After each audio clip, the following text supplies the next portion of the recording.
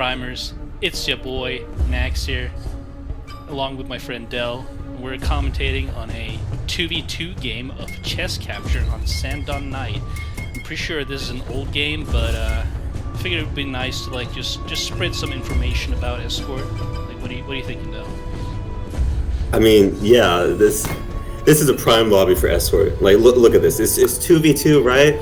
One of them is level 28 that might be a bit new to the game. They might not really know what's going on, right? So, Escort is a very easy mode to like comprehend the basics of, because it's like a single player mission. You have to kill that VIP. You have to escort that VIP, and it's perfect for 2v2 because you have 2 VIPs per team. It's great. One thing is, I'm noticing some strange character picks here. Like they're pretty like this is Sandon Night, and I feel like they're gonna stand out. But maybe there's some like hidden tactic behind this, because I was thinking about like maybe the officer or something, the doctor maybe, like the Marquis. The Marquis is a good one. Yeah, but the thing is, like, sometimes it makes sense to mix it up a bit, because you know your opponent is going to be like looking for that. Yeah, looking for those specific characters. Exactly. Yeah. So honestly, it really happens a lot on Castel with the Pariah, because everybody loves the Pariah. He's such a great pick. And then if you pick anything else, even if you just pick like the Smuggler, something also light, it just throws them off like crazy. It's Yeah, exactly. So I think honestly, like the pink courtesan here might just throw him off. I mean, it didn't seem to really work there though, as Nax went for the kill, but it didn't really work out. Yeah, I mean, it happens, dude. It's consoles, PS3. It's laggy sometimes. You know, it's mute. Mute is a great ability to bring though, if we're being honest. Like on this round, it's so versatile because you can do so much with it. Yeah, you know, it's pretty much mandatory in Escort to use mute, especially on PC. Maybe not as much on console due to like the delay just being worse. But I mean, I definitely see the appeal to use it. The only issue is the cooldown. Yeah, the cooldown was pretty low. That's why like you have to sometimes bring decoy or something to. Yeah, just being like a set filled with 2 really fast recharging abilities. They can just swap to, like, pretty much just like try and survive as much as you can, get as much cooldown off your normal abilities as possible.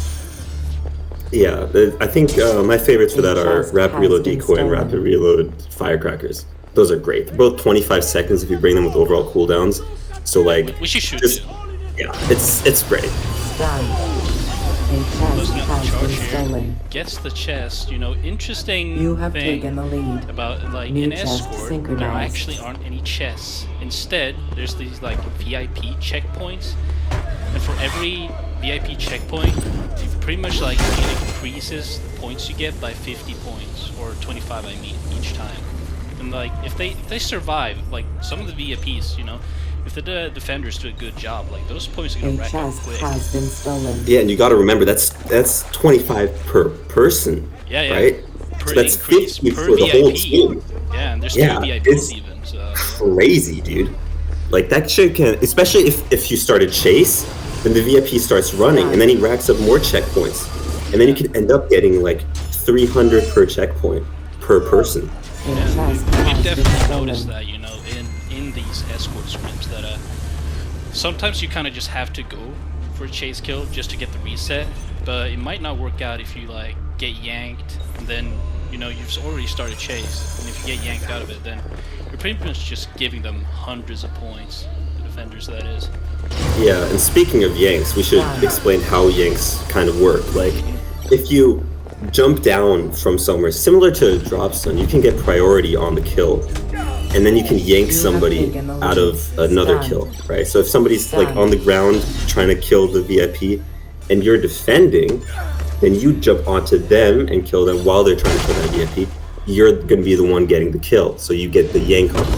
Yeah, so I mean the yank mechanic, especially in competitive play, that's pretty much like you need to know how to use that aerial yank mechanic to your advantage if you wanna like squeak out some free kills.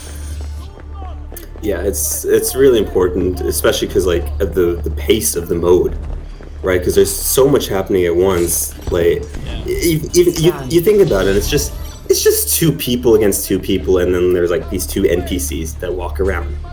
But because you don't have the compass like there's so much spawn trapping going on. That's like all you're really focusing on is this spawn trapping.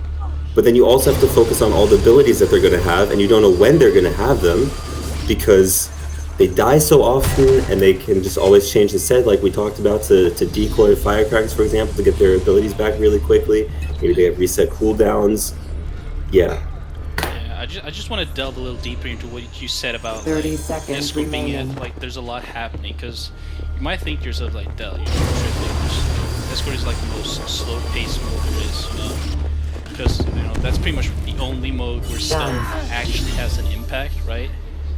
But Right. Even though it may seem very slow-paced, there's actually a lot of thought and like there's a reason behind every single move you're making in Escort, which is just what makes it so great. Like there's this fine details, the small nuances, it just makes the game. Yeah, even if you just look at the civvy walking, right? It's such a nuanced thing.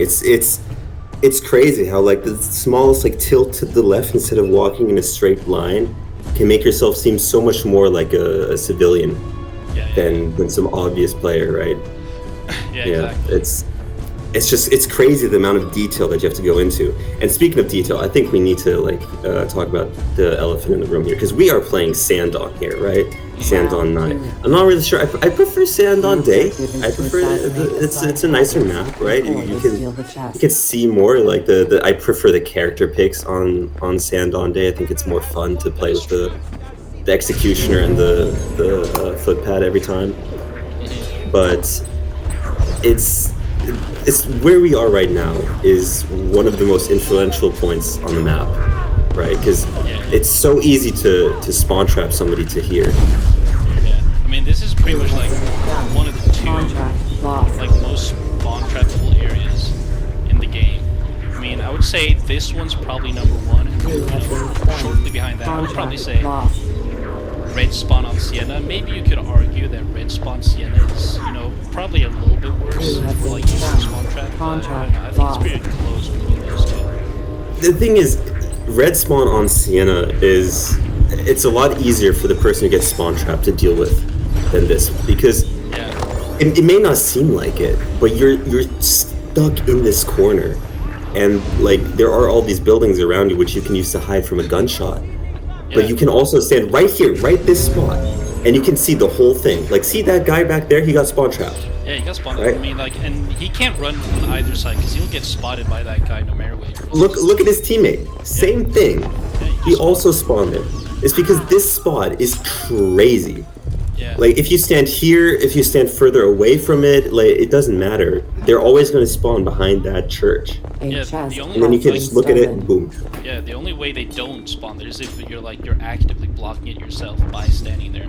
And even then it might happen if like the guy that's host is spawning. I think maybe we should let's switch the topic over to that, like host spawns, because they're also a pretty like important part of the game of Escort, even though it might not like seem that way. Yeah, so host spawns are they're related, but they're quite different from normal player spawns, and they make a huge difference in Escort because it's a 2v2 mode.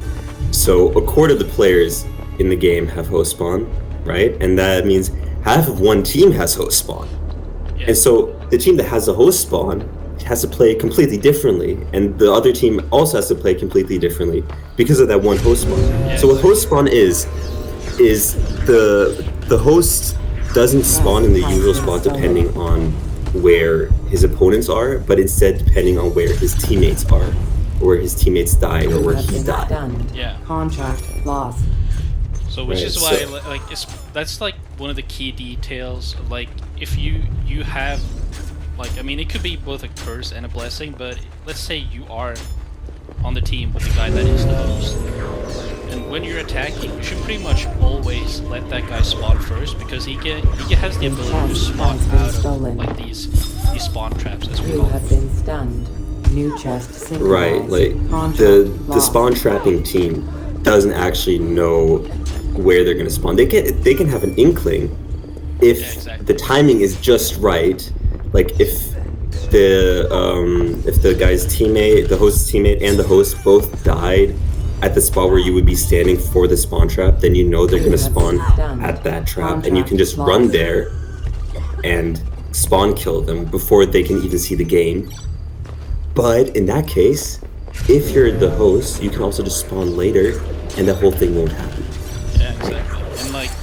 And you never know where you're gonna spawn as the host. Like, you might still get spawn trapped, but you might also just spawn somewhere completely different.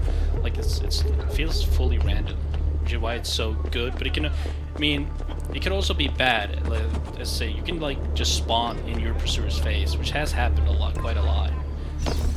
Yeah, I mean, to be fair, that can also be a blessing, right? It's not always black and white. You can spawn on them, get a free kill, or free stun on them. Or actually, I guess you can get a free kill on the VIP too if the person is standing on the VIP, but just assume they're not being that stupid. But yeah, the host spawn it's crazy, and that's one of the reasons why like some people just do way better as hosts because they know how to deal with it, and the others, they just insta spawn every time. They don't think about it.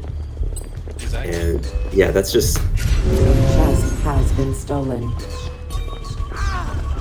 so this spot right here is actually a pretty common spot for the VIP to go. Yeah, And I mean, it's a pretty normal start for the VIP spawn. Like, it walks around this building.